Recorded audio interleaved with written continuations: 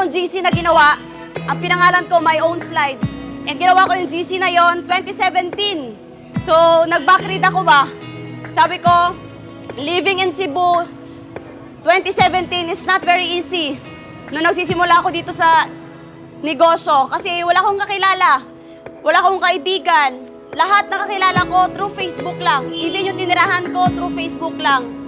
Pero sabi ko, I know one day makikilala tayo dito sa Cebu.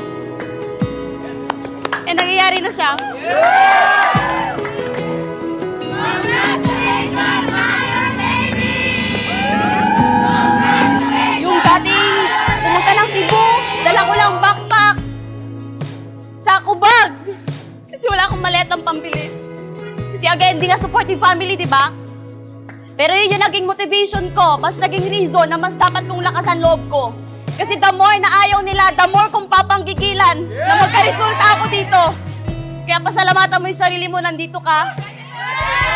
Na naging dream chasers ka.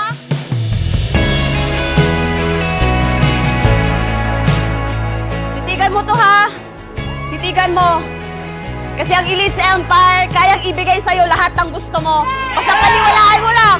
Paniwalaan mo lang sarili mo na makukuha mo to. I swear! Tuloy-tuloy ka lang. Kasi sa tuloy-tuloy mo na yan, unti-unti mo na rin na-achieve kung anong gusto mo sa buhay.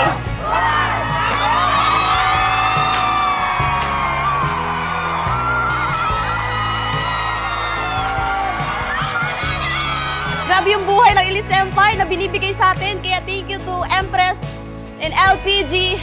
Kasi dating naglalakad, papunta ng office, umuwi, bumibili ng tubig na tagpiso para makasave. Eh, laging na-experience ko rin yung itlog ang ulam everyday. Pero I'm so happy kasi alam ko one day masashare ko yon. One day makakwento ko yon. And right now, masasabi ko talaga, it's all worth it! Yeah! Sabihin mo sa sarili mo, self, it's all worth it! Yeah! It's all worth it! It's all worth it!